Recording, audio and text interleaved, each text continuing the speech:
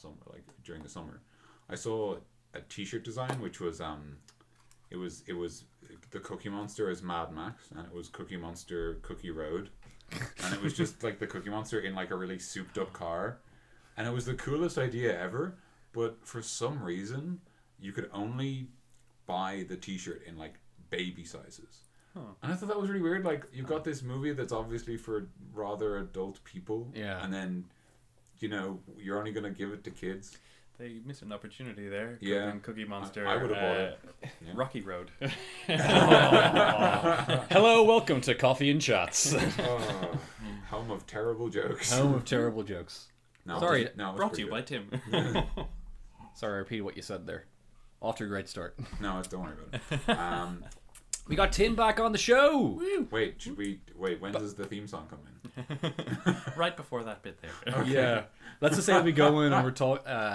I don't know. I remember you were saying you wanted to do a cold intro, so I don't know. Do you want to keep doing them, or is that a one-time? We did that last time. Is that where it hasn't come up? The episode hasn't isn't been uploaded. The episode before this hasn't been uploaded yet. So Tim, you haven't actually heard it, but no, I haven't. We had a cold opening in the last one. Ooh. Yeah, it was kind of meta, and I was like, yeah, I want to do a cold opening. You said I really want to do a cold opening, which is like the strangest kind of cold opening. Yeah, and then we're like, you know, the way it's because it's really like genuine, like kind of I want to do a cold opening. Yeah, you know, like we kind of just say some stuff, and then like you say cue intro. Yeah, and then it's like a pause and like cue intro, and then like it plays. All I can think of is like, I suppose the equivalent would be like if you were watching a TV show and they were saying, isn't the part before isn't this part always the part that doesn't come up, like we just do something and then it has no relevance for the rest of like say the month or whatever, and you're like, you can't do that. Nah. How many shows still do that? Like, what's that called? Is it cold opening, or is it called something else in TV when it's the start of the thing before the credits? That's a cold opening. Is that a cold opening? Yeah, like for preamble. Is that a thing? I know that for like Saturday Night Live, they would call that a cold opening. Like before, like the intro comes in, they would kind of do a skit before the intro comes in, and that's called a cold opening. That's called a cold opening. Yeah, I think it is a cold opening, and then it's a warm opening if the opening references or is relevant to the rest of the episode. I think. Is that correct? I've never heard that one, but sound maybe. I think that's why it's called a cold opening specifically, because it's not relevant to the rest of the episode. Yeah. And then a warm opening is like the start of the episode is actually the start of the episode, if that makes sense. Yeah, I think. I'm not sure. I'm not sure either. I don't know. Yeah. Off to a great start. We did a lot of research for this episode. Plenty. We were up all night doing the research for this. Writing script. Just short of the actual answers we researched. So we could discuss it. It's like, in the olden days, this kind of thing would just occur, you know, and you'd come to some kind of consensus. But these days, it's you go on the internet and you research it, and then you find out, and you're like, oh, okay. But for that to happen, you'd have to almost research far enough to have a conversation about something. It's kind of like that episode where me and Dan actually did a little bit of research on the MGM line. Oh, yeah. And we all we did was just read, like, all I did anyway was read the Wikipedia article. And then I read the Wikipedia article, and then I did some separate Googling, and I looked into because we were talking about how it was born in Dublin, but we were also talking about how like there's the rumors that it killed its owner and stuff. Oh yeah. And all of those are false. Although you can find that out if the you Dublin listen to Zoo episodes. one's right though. Sorry, the rumors about it eating its owner or anything like that. Yeah. Basically, all the action stories about it are like false. And then all the like it was born in Dublin Zoo. It actually was in a plane crash. To hear more, here's the episode link. It's episode 3, I think, isn't it? I think so. I think it's episode 3 because episode 2 was the one with Jonathan. Episode 3 was us alone again, and then 4 was when we had Tim. So I think it is 3. And backed by popular demand, Tim's here. Tim. Actually, that episode is one of our most popular episodes. It is actually, yeah. Of course. So it actually, I'm pretty sure it has highest number of views. my friend Greg commented on it even. Yeah. Oh, that's nice. He liked it. He did, indeed. He even subscribed, he told me. Oh, wow. Yeah. Greg, if you're listening, thank you very much. And Greg, Tim's back, so you have a... And if you're listening, we're sorry about the whole moving to another channel thing. It's a bit of a hassle. Yeah. If you were listening to this, you are on our new channel, so... Which is called... Rocket, Lemon and Lime. Yeah. Not a nonsense name for a nonsense channel. Trio of guys. No, I was going to say channel. Yeah. We Tim's Rocket, Dan's Lemon, and I'm Lime. We didn't actually come up with that consensus, but I'm happy with that. I'm actually happy with that. Yeah. Wow, there you go. Live on air consensus. Yeah. And we're live. I am a raccoon. Yeah. Rocket raccoon. So DC, why did we move channels? We moved channels because I realized, and then Dan agreed, that it's our productions in inverted commas right now it's more than just me making them. Of course, it's the three of us. Even with you, Tim, you're a part of this now too. Yeah, happy to contribute. Yeah, and I don't really want to put it on my own channel, so I don't want to put it under my own name. So I want to bring it to a new production ensemble of the three of us. Yeah. So that's what we are. So we've set up a YouTube channel. We've all got access to it. It's actually got a linked Gmail account. We'll put that below in the description if you want to send us an email. I'm not sure why you'd send us an email rather than just commenting, but I mean... Or go up to us, because you probably know us. Probably know us. That's a very good point. But I mean, it's there. It's there if you want it. Yeah. We have a new producer as well who doesn't flip us off. He smiles a lot of the time. Yeah, he does. How's it going? He's really happy. Yeah. He is. Yeah. He is. He's a good guy. Could be because he's a dog, but I mean, I don't want to stereotype, Yeah. You can really tell if he's happy because he's wagging his tail. He's wagging his tail. There you go. Yeah. Tongue hanging out. Look at him there. Yeah. Good on him. He's okay. Yeah. We've got a Gmail. I'll set up a Twitter for us as well, which will just be stuff like when videos come up at the moment, and then I don't know. I mean, if it gets followers, we'll talk to them and things like that. Yeah. But I think it'll be nice. I got my own anyway. My own Twitter that I don't actually tweet anything. I just kind of use it to hear other people, to follow famous people, Yeah, that's fine. I use my Twitter to basically follow sort of a net of British journalists, game journalists who I listen to podcasts of. That's the only reason I have a Twitter. For comedians in particular, they have some really funny stuff. Like David O'Doherty comes out with the most random crap, but it is absolutely amazing. It's a really good kind of for comedians to just try out material and one line kind of material. Yeah, that's true. Yeah, they can do good one-liners in just in a tweet. Yeah. Fantastic stuff. Also QILs. I'm sure I've mentioned them at some point to either you guys, but the QILs have brilliant fact stuff, and they have words of the day that I'm pretty sure they just make up out of nowhere kind of thing. They make words up, but because they're linguists and stuff, it's if you were to research the parts of the word, it would make sense. Yeah, the etymology of it makes sense. Yeah, that's really cool. That's cool. Yeah, they're great. But we will be on Twitter, I guess. I don't know. You can follow us. We're not really put too much on. Yeah, I mean, we'll just be saying things like our videos are up, and if that's more convenient for you, then maybe you wouldn't be on YouTube as much. That might be what you'd like. Or if you want to drop us questions and you prefer to do that rather than a YouTube comment. I mean, we could even post on Twitter saying we're going to do a podcast soon if anyone has any questions. Yeah. And that way people kind of know where to direct their questions. Make it even more interactive. Yeah. Whoa. Hashtag Tim. Oh my god. Hashtag Tim. Hashtag Tim. That fell apart so quickly. I could have said hashtag coffee and chats, but no, that would have made a lot more sense. I'll be doing an AMA, a Reddit AMA on the weekend. Hi, I'm Tim. AMA. Tim, the AMA. The hashtag was actually almost an accident. The people started using them, and Twitter originally didn't want to use them, but basically an engineer, one of the software engineers in Twitter, wrote the line of code that activated hashtags in the way that they work. Yeah. Basically on a whim. No one even told him to do it. He just thought no one would mind if he did.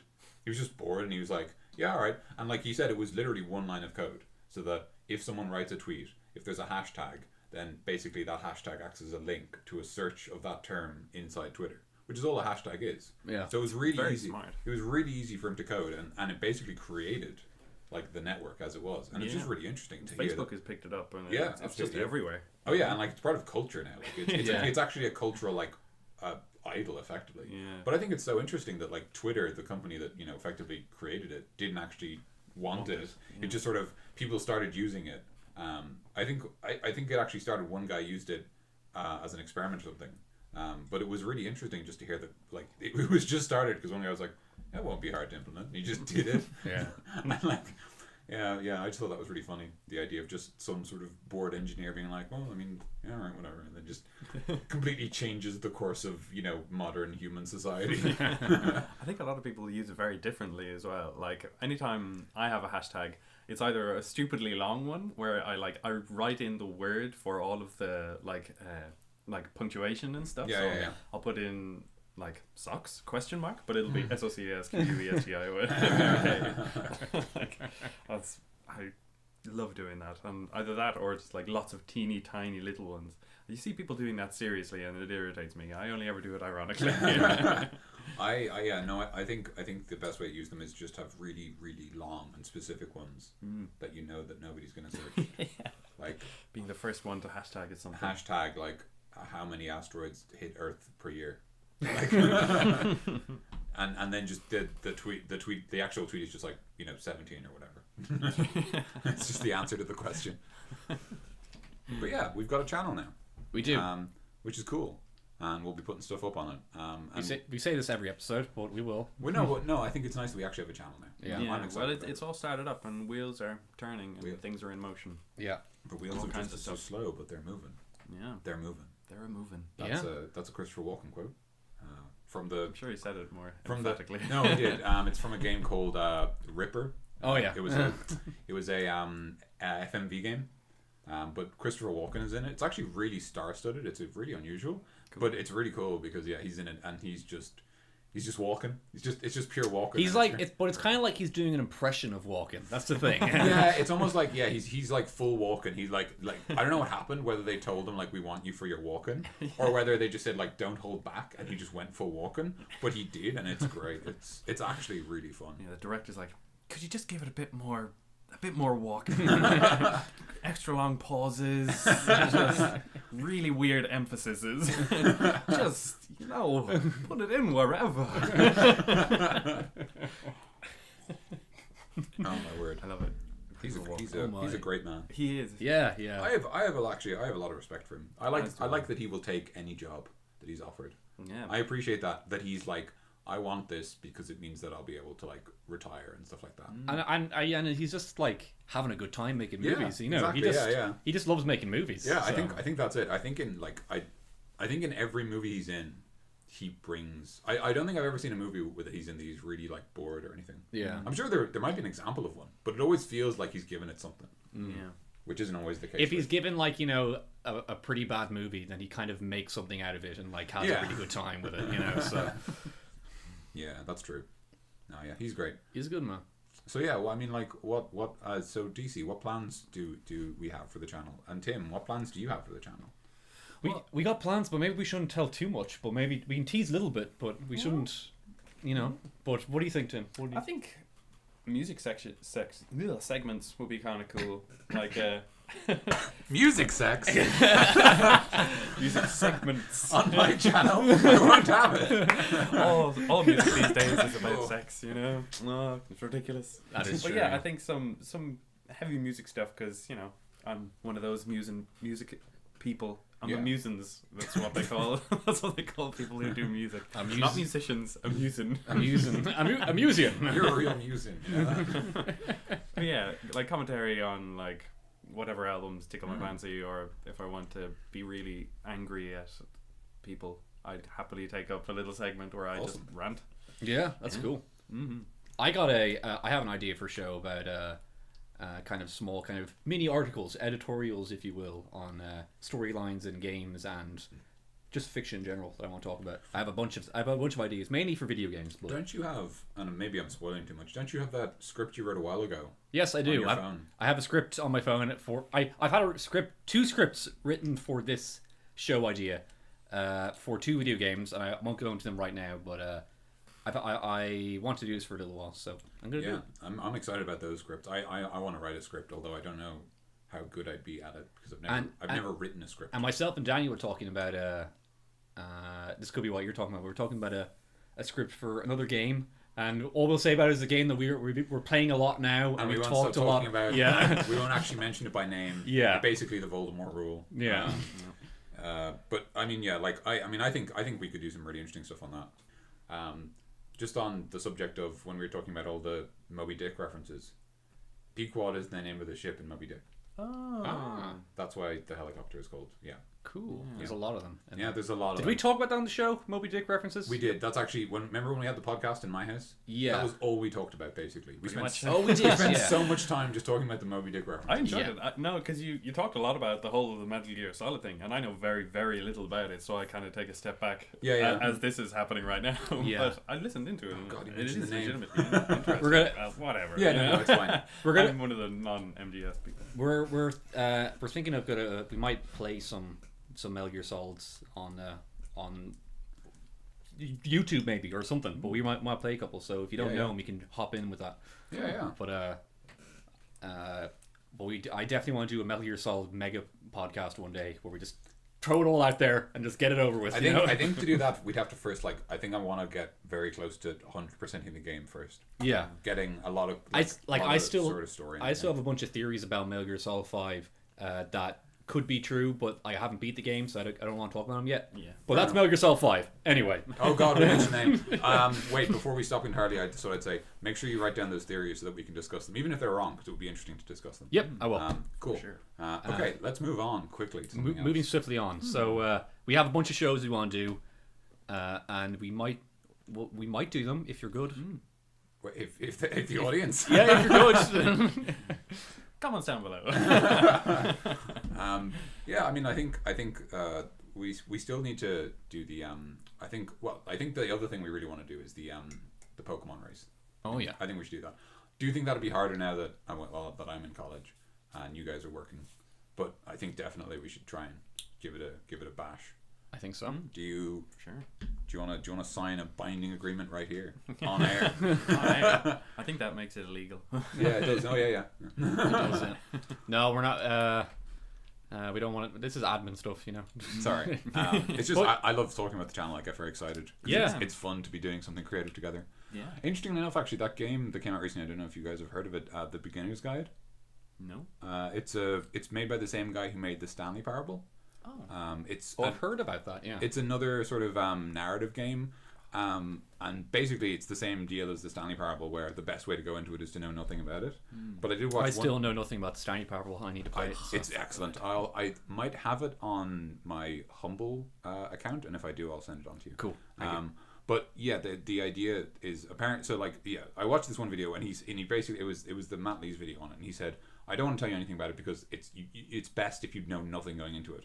But it's a very much a game that is relevant to you if you've created something and put it on say the internet, or you've put it out there, or you've kept it to yourself, or it's sort of a game about the relationship between someone who creates and the thing they've created, which I think is really interesting. And I wonder I was thinking about picking it up, but I was wondering should I let my sort of, this might sound a bit pretentious, but should I let my sort of relationship with my YouTube channel mature until, when I've committed myself more to that, and then I feel more committed to it, and then go and try this game that's all about that sort of relationship. Have you, Dan, yourself, have you actually kind of created something and put it out there at all?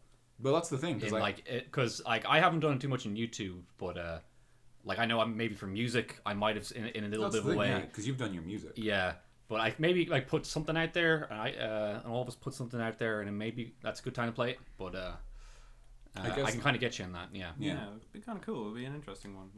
I've put out a tiny little bit of stuff, but I'm planning to soon enough to just unload all of the stuff that I have in my library at home, kind of thing. Yeah. Just onto YouTube and onto SoundCloud and just everywhere. Just saturate just as far as I can. Just do it. Just do it. To be topical in the memes.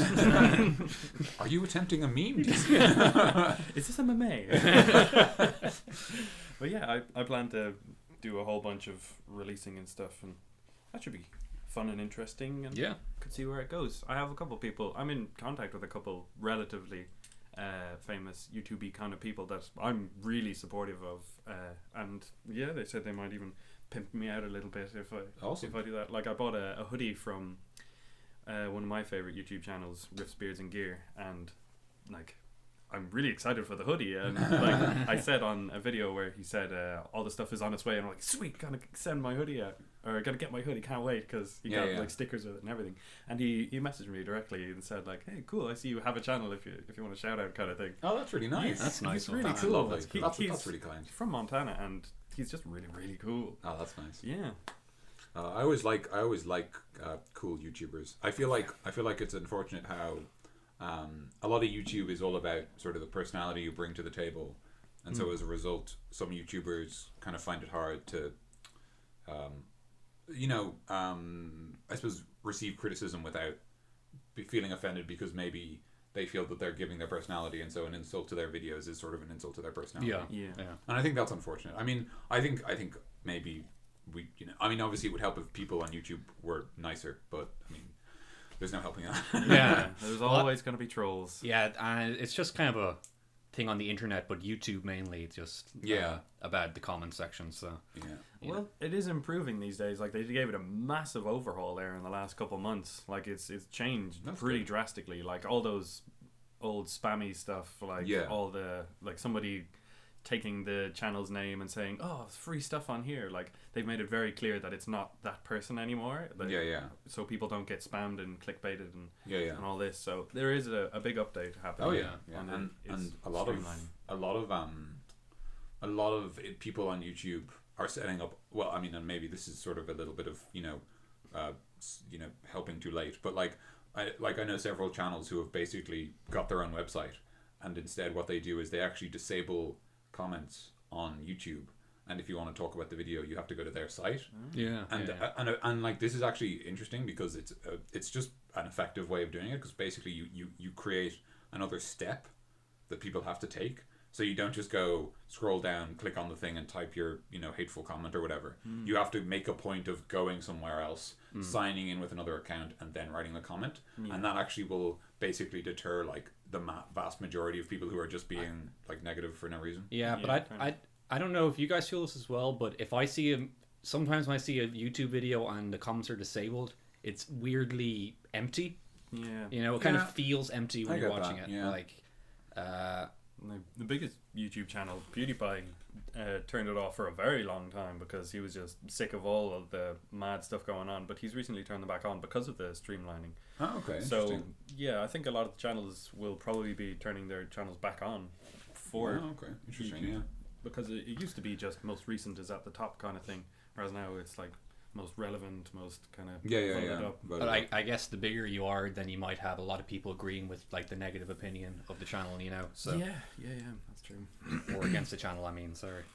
But YouTube is a political place. It is. Showy is definitely.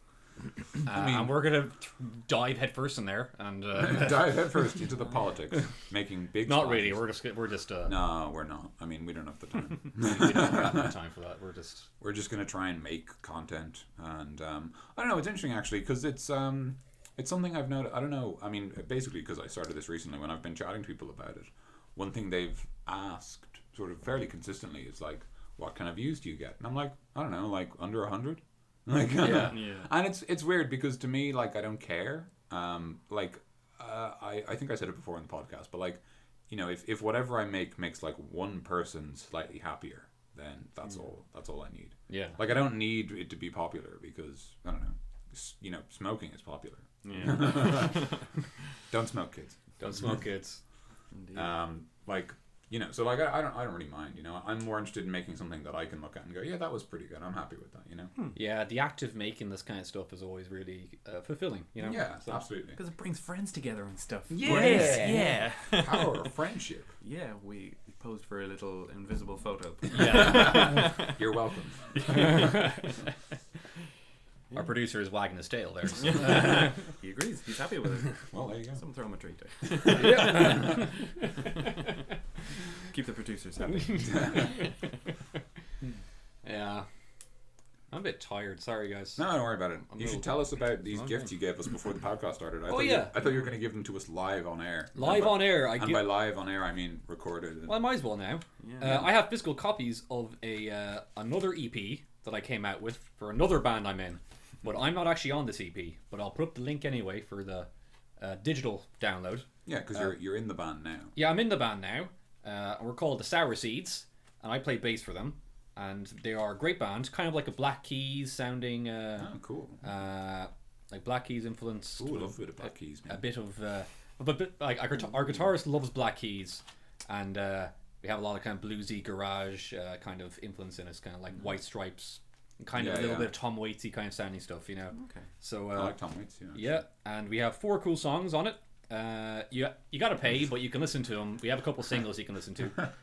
4 cool. Sorry, when you said 4 cool songs, I think you're like 4 cool songs and one totally lame one, like that. That was fantastic. like, and you know, like whoever's listening is like, which one is it? Yeah. We'll leave that up to you to decide. Sorry, go on. That sounds very like 90s on me. Like 4 cool songs. 4 cool songs. Ready for you to download. And it comes with cool posters as well, actually. It does. Which is awesome. You'll see them on our Facebook and stuff. But I'll put up links. But I'm giving them to one to Tim and one to Dan. Yeah. I've got mine over here. That's actually yeah. So there you go, Tim. I already gave it to you, but you can have it again. Metal. This time on air. This time. And it's they're really great songs. But hopefully, listen to it now, and hopefully the next EP would come out. Not hopefully, but the next EP that comes out, I'll be on it. Right. Yeah. So there you go. You want us to listen to it right now? Oh, we could. Well, like, there's no copyright unless the lads are just like, give me money for that. We could do it. We could do it as our intro.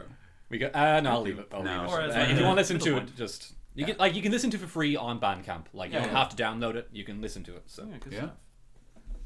What was I going to say? On the subject of music, Tim, your cover of the Coffee and Chats intro, which did you put it on the last podcast? yeah, it's on the last You episode. did? Yeah, Oh, yeah. wow. It's the intro. It's also my ringtone, Yeah, you told me that. which DC made a joke about. Tickle But pink. We made a joke about last episode you where said, it's like, you said if we did a movie, in the movie it would be my ringtone. yeah, Amazing. like if we did a Coffee and Chats movie, not like just a regular movie. Yeah, no. This is a movie about the 3 or possibly 4 people just chatting around. Yeah, That'd be a Epic, weird movie. intense movie.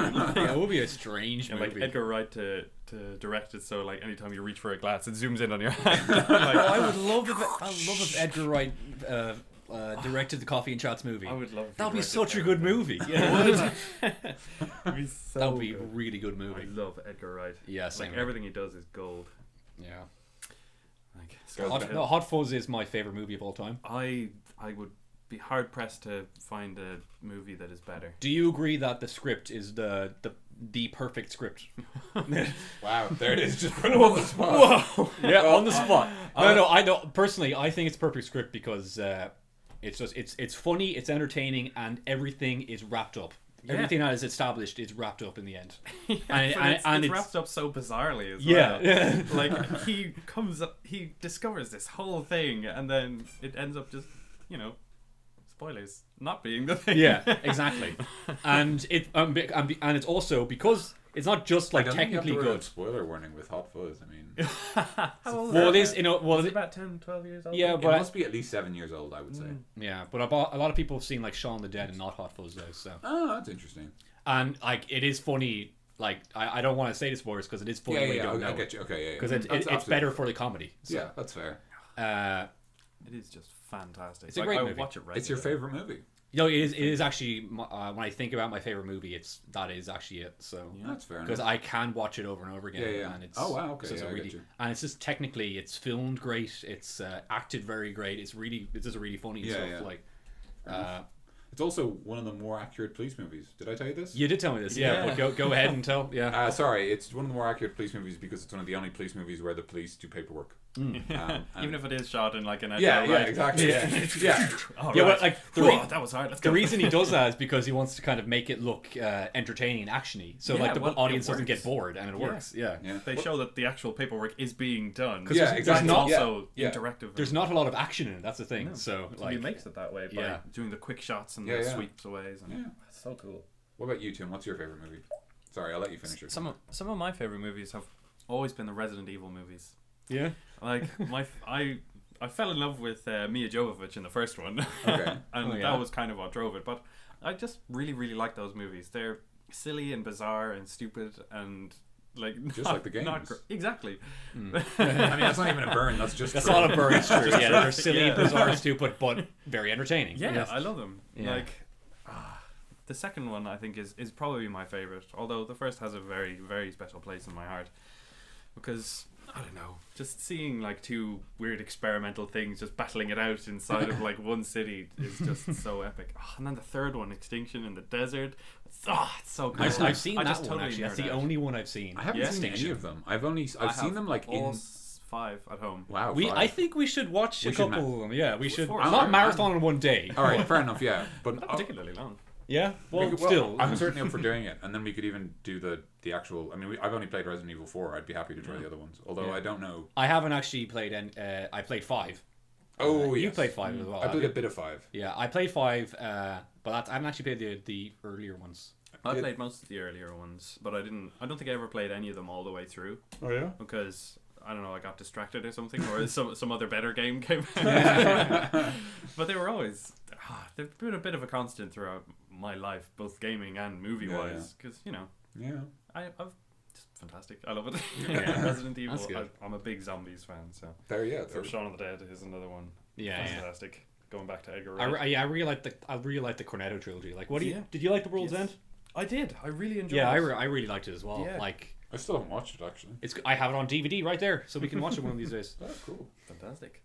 It's the whole theming thing in that, like, it is based around the 3 Cornettos, but it's like red for Shaun of the Dead because it's bloody and Yeah. there's lots of red in the movie, and Yeah. there's even a saying like "you've got red on you." You've that got red on is- you. You got red on you. Yeah, a repeated line. Yeah. And then in the blue is the second one, Yeah, Hot yeah. Fuzz. Yeah. It's the boys in blue, the bobbies. Yeah, are yeah. Always at the blue lights, and then the green one.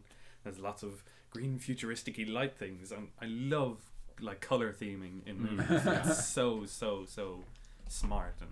I think it's something that maybe movies should do more because it's something that movies are sort of unique to in a way. Yeah, It's a visual medium, so Exactly. people should practice that more. You know? Yeah, like So- because books can do themes with like words or whatever, but like only a movie can pick a color as a theme, or a book can, but it can't show the color. It has to. Yeah. It has to tell you the color's there, which is maybe a little bit less subtle. That's why because a lot of people question movies like like movies like Mad Max Fury Road, where like there's not a lot of story to it, Yeah. But seeing as like I love it because movies is a visual medium and they're showing me lots of entertaining stuff in a very entertaining way and Yeah. shot excellently, Yeah. and still having kind of like a good simple story to it, So Well, yeah. I mean, the simple stories are the best. Like for like an example of a complex story is like the Phantom Menace. yeah. That didn't work. Like, I actually one of the most Well, negotiations were short. oh my god. Oh dear. Should we link to that in the description? No. So you find yourself. I don't think I can link this. What was I gonna say? Yeah, I actually one of the most interesting. I thought what was really interesting. I can't remember who it was who said it, but there was a discussion about how, like, someone was saying, it's very easy to kind of come out and say the prequel trilogy isn't very good, but like one of the reasons it's not actually very good is because the stories are too complex and don't abide by the rules of sort of cinema storytelling. Like, if you look at the Phantom Menace, you go, well, who's the main character? And it's like, well, it could be Obi-Wan, but I mean, he's, maybe it's Anakin because he's in the whole movies. But I mean, I don't know. Like, it could be Qui-Gon. There's like He died. there's like 7 characters in it, and Dude, like, spoilers. Shit. oh, Nobody cares about that spoiler. Yeah, you're right. cut the audio. Cut the Spoilers. Phantom Menace is not that good. cut the tape. cut the film. But yeah, you're right. But yeah, I thought that was a really interesting point. Something that simple, that like there is no main character in the Phantom Menace, and that's kind of part of the reason it's sort of a mess. Like, there's no clear idea of what you should be doing. Although honestly, I can't even remember number 2 and 3 when it comes to Star Wars. I really liked 3. 3 is very That very is- good to me. 3 is actually a solid film. Yeah, I Yeah. have to agree with that. Visually, it is really stunning. Some of the script is a bit iffy, Yeah. but it's very well shot, and I quite enjoyed it. Yeah. I saw it 3 times in the first 2 days it came out. Wow. Yeah. I saw a lot. Like I saw a bunch of times as well when it came Yeah, out. So. yeah, Wow, yeah. geez. I really liked trilogies when I was a kid. The original trilogy. Not. Of course, like the original trilogy when I was a kid, but I liked the prequel trilogy when I was a kid as well. Cause Yeah, I mean, like, when I saw the first Star Wars, I was like, oh, this is so cool. Everyone's in space. I wish I was. I loved Jar Jar when I was a kid because he was funny. And Yeah, I get you. it's what he was written for. Yeah. He wasn't written for like the movie series to entertain Yeah, hardcore fans. He was pretty much made for kids, and Yeah. I loved him. Yeah. I love doing his voice. It's very similar to Stitch from Lilo and Stitch's voice. Yeah. And then people realised I was kind of a little bit racist. Sure, everyone's a little bit racist. Yeah. We don't Like care. Avenue We're Q. we're Irish. We don't really Yeah. care about because we're like We're just. I was gonna say I actually really like Stitch.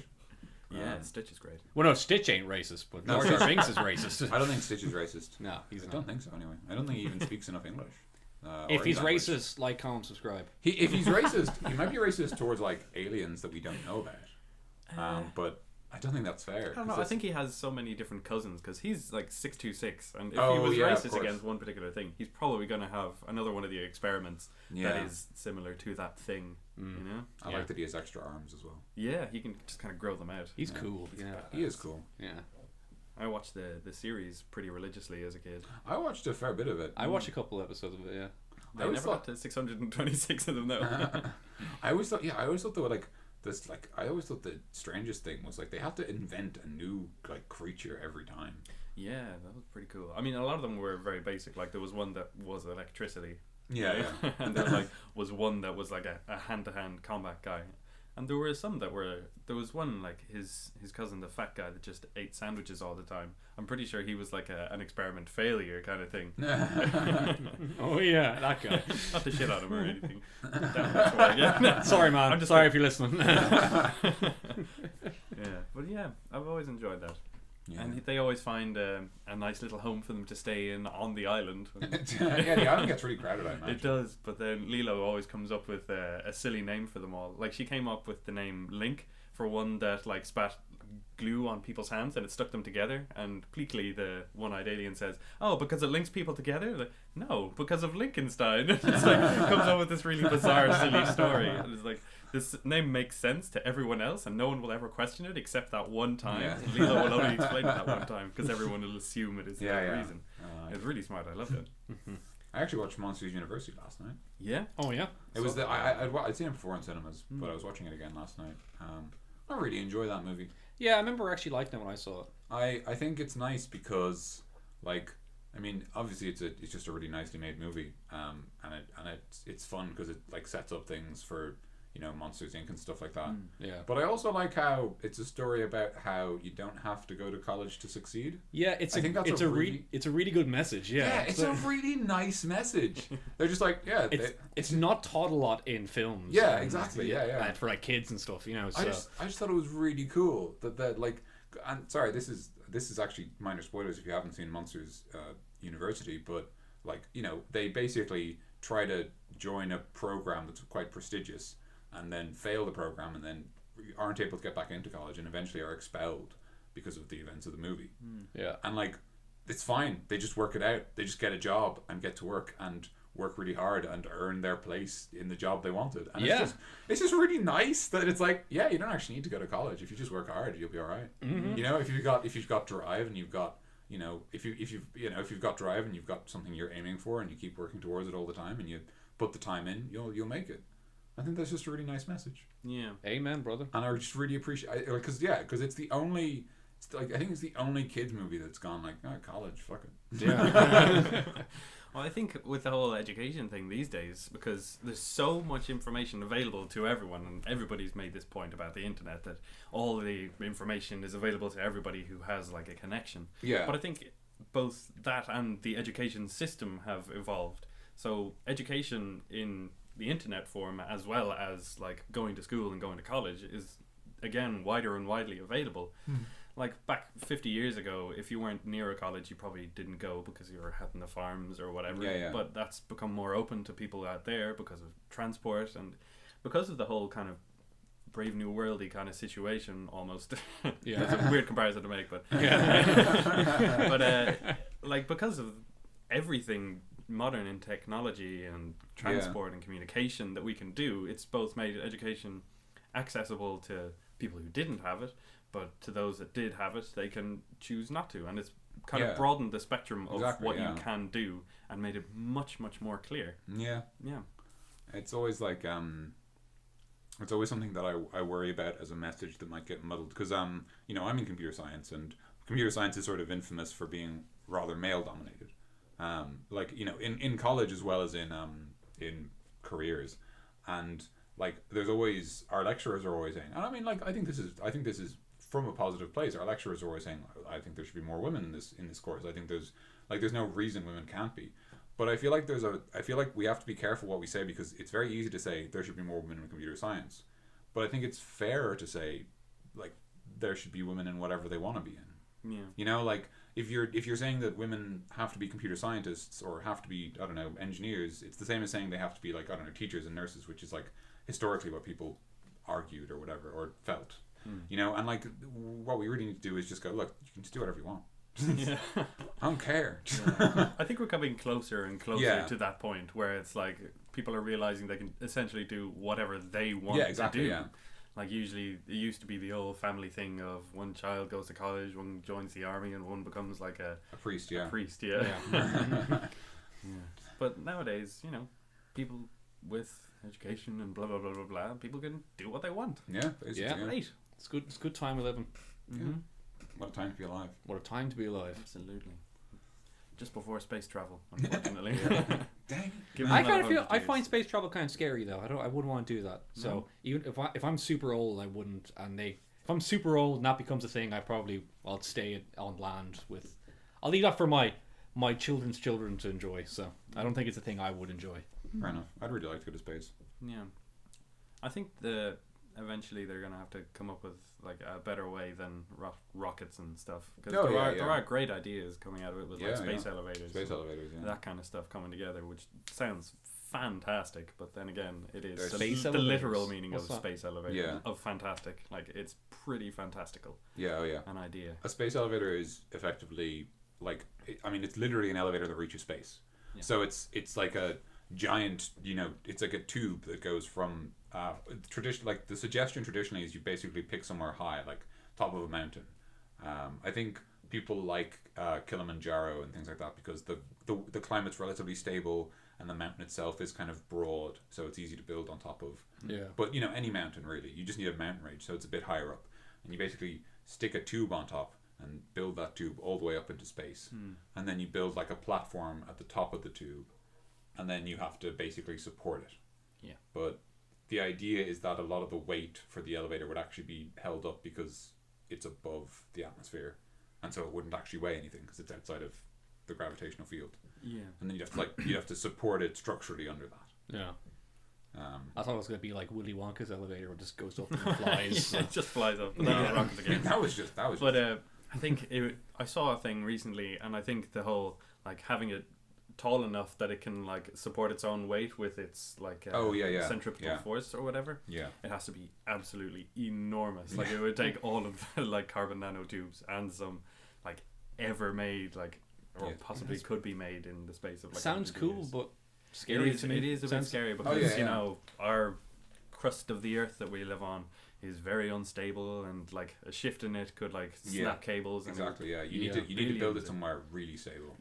And also arguably you need to build it somewhere relatively uninhabited, so that if it fell, it wouldn't fall on anything. But then obviously it's so big that if it falls, it's going to land somewhere. Yeah, it's going to land somewhere. So I think it's pretty unrealistic, the whole space elevator thing, because such a massive investment to have that, like any kind of danger like that is out of control, like earthquakes or any kind of thing like that.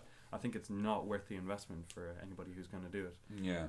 Until we become like the one society and we just decide, we'll just put this here. Like if it loses, it's too bad, Like Star Trek, something like that. when we just like realize that space travel is cool and that's all we want to do. Hey guys, we don't need money anymore and stuff. Exactly. Let's just be nice to each other. Yeah. Let's just be nice to each other and all go to space. Yeah. Good times. That's good. It's interesting actually. That's like a thing in Star Trek. That's the reason so many people join Starfleet, because it's the only interesting thing left. Yeah. because society like on the civilized planets is just perfect. Because it's utopia. So it's kind of boring because it's a utopia. And if you don't have something to entertain yourself, like if you don't I don't know, really like history or really like literature or something, or music, or you like you just go like, well, I'm bored out of my tits, so I'm gonna join Starfleet and get eaten by some goop on an alien planet. But it's better than living a really long life on an incredibly fulfilled planet. Yeah. Yes. Have either of you watched the ABCs of Death 2 yet? Not yet, Tim. No. Well, should I? Incoming another spoiler. One of them, the letter U, is Utopia. Somebody who dies of Utopia, and it's in the video. There's all these beautiful people walking around, and everything is perfect. And then there's one guy who's late for his job, and he is running in, and he's like sweaty, and he's a bit tubby, and he runs into the place, and he opens the door, and he's messing the place, and he drops his suitcase, and everyone just is slowly stopping and staring at him. Yeah. And then this big tank thing, like coffin shaped tank thing, comes in, and he steps into it, and then they incinerate him because he's imperfect now, because he spoiled the utopia, and then everybody goes about their day. That's really like, isn't that so dark? It's really dark and clever. It's fantastic. Like utopias, if something is imperfect, then they will. Like if I got you, I probably would have done like Uruguay or something. Like I can't remember what the other one was. Like out of the two that there has Unicorn maybe. It might actually have been. That would be great. No, it would have. Yeah, unicorn. Just getting stabbed by a unicorn. I think that's legitimately what it was. Yeah, no, that would be like the way to go. Yeah, good stuff. Anyway. That's probably going to be a thing that I bring up every time. ABCs of Death 2. We have to watch it now, yeah. That's so good.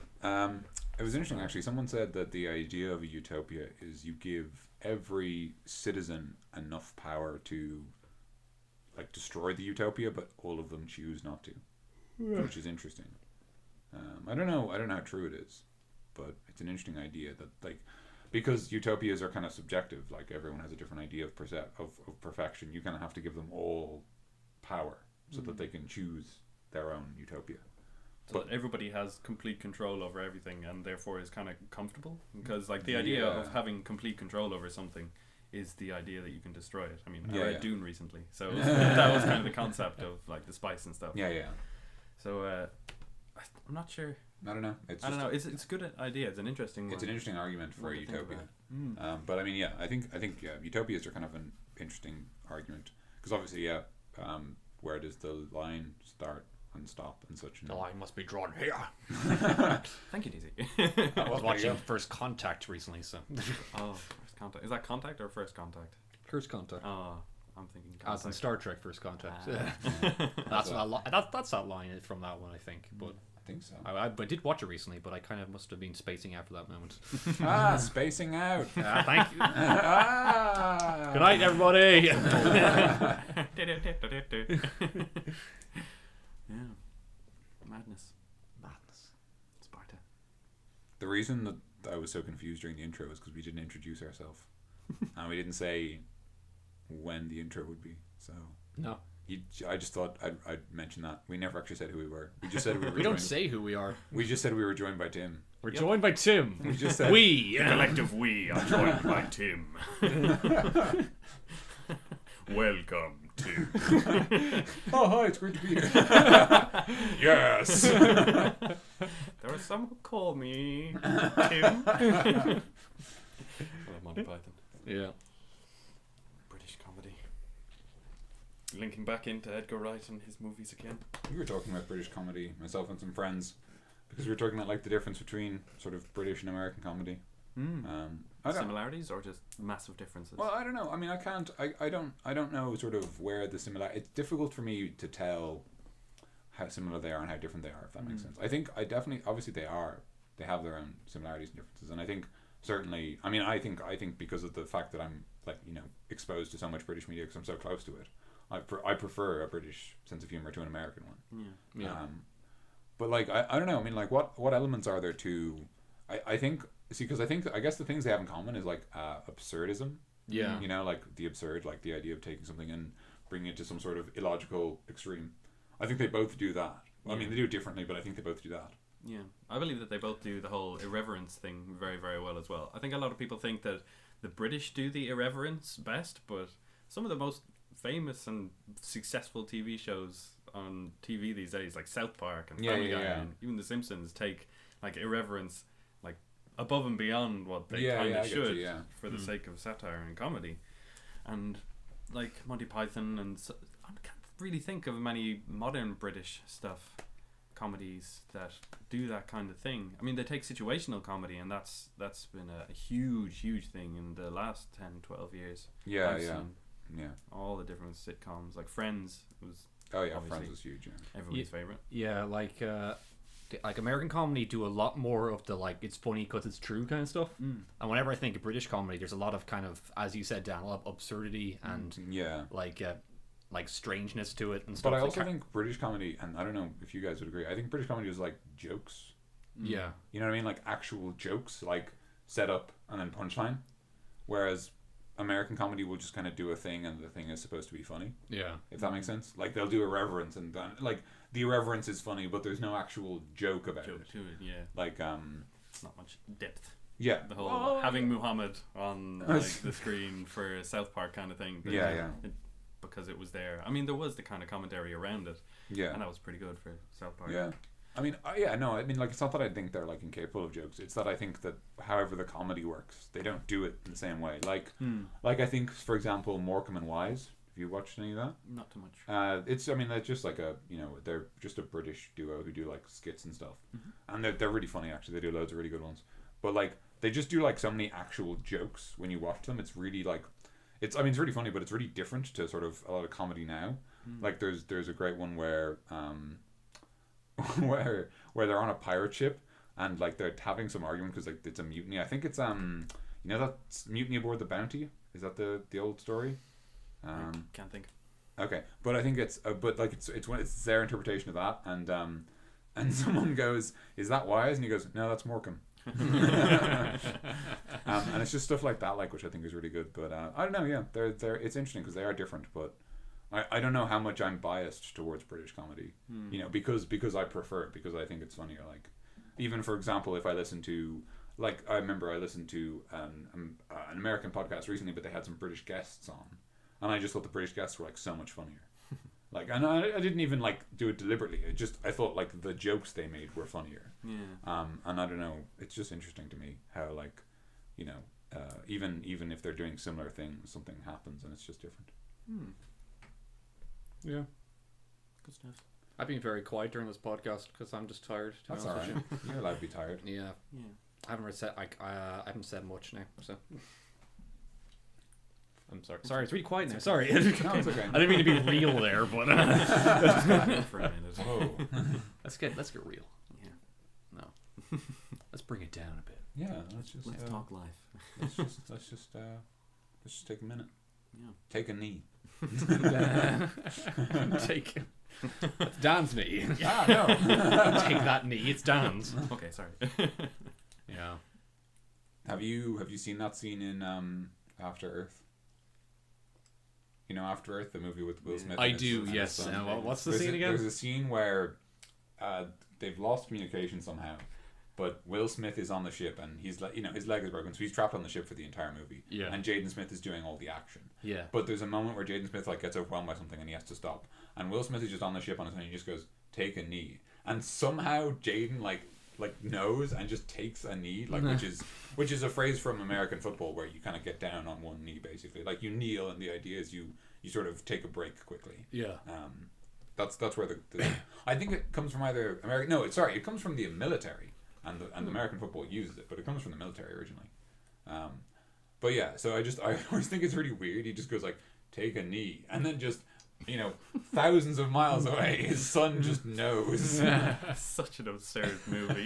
It's Yeah. so ridiculous, and it's so bad as well. I can't help the script writing. I always thought it was weird how the argument was that they left Earth and everything on Earth evolved to kill people. It's like, that isn't how evolution works. Like if there's no No, predator. it was aliens dropped down some things that were made to kill everything that felt fear for it. Oh yeah. Don't try to make it make sense, Tim. No, it makes absolutely no sense at all. But like, when they go down there, everything is like meant to kill humans, and like, okay, they haven't been down there for a while, fair enough, but nothing can kill one kid. Yeah. He gets attacked by this, that, and the other, and then in the end, like, a bird saves him. Like, this thing that has been genetically engineered to kill humans saves a kid, human. Yeah. It's just so stupid and bizarre. It could be like a commentary on empathy in Aliens, I think. But I just think it's such a stupid movie. I watched like a couple months ago The Sixth Sense, and I was like, how come Shyamalan made this good movie? Like, and then he has a lot of bad movies as well. Like, I heard Unbreakable is meant to be pretty good too, but other than that, it's just. I think Unbreakable is supposed to be good as well. It's kind of like you either like it or hate it, but a lot of people seem to like it. But it's just those two that seem to be it, really. Yeah.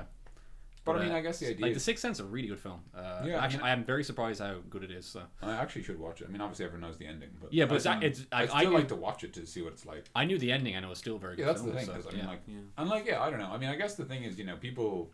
I think the problem is people assume too much with M. Night Shyamalan, that like he's either a very good director or a very bad director. I think he's just a director who, has a way of making films, and sometimes that works and sometimes it doesn't. Yeah.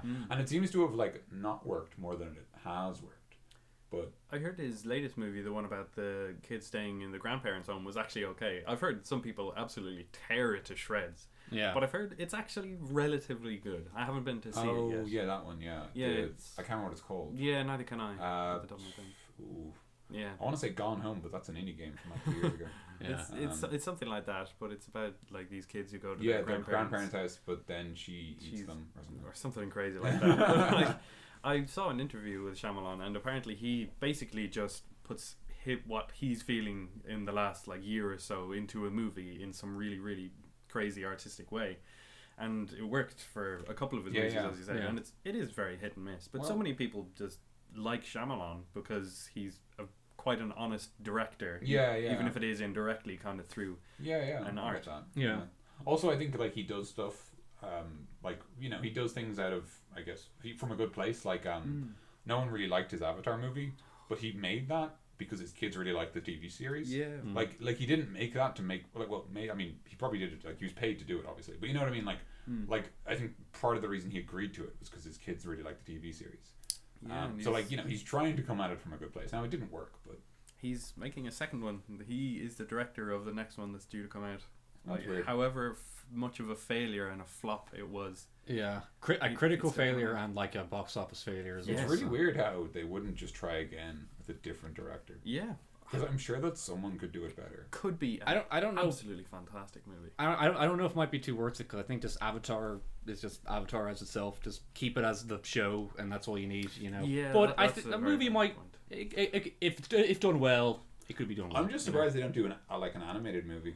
Like, that's kind of what I was thought was strange. I guess people just think that's just redundant, I guess. But I mean, they could do, because, like, what is it? There's, like dozens, I mean, I don't actually know how many, but there's, like, dozens of avatars before Aang and Korra. Yeah. And they could just do a movie about one thing in their life. Just kind or even just the in-between bits. Like, there was the first series, the Last Airbender, which was Aang and his family, and then there was Korra. Yeah. But there's like the whole section in the middle like where 30 years in between. Yeah, where like Aang was essentially putting the world back together kind of thing, and being the Avatar. And we know essentially nothing about that. I haven't actually watched too much of Korra yet. I watched the first. I've seen the whole thing. The last series is fantastic. It's amazing. The last two series. Yeah, I watched the first couple of episodes. I liked the first series, and I had complained so much about the rest of it. I don't even know if I like it anymore. I only really like. I'm kidding. Just gone. That's just funny. Sorry. Dryly said. Yeah. But no, I only watched Last Airbender recently, and I watched Korra. Like, I finished it, and I watched Korra too close to when I finished Aang.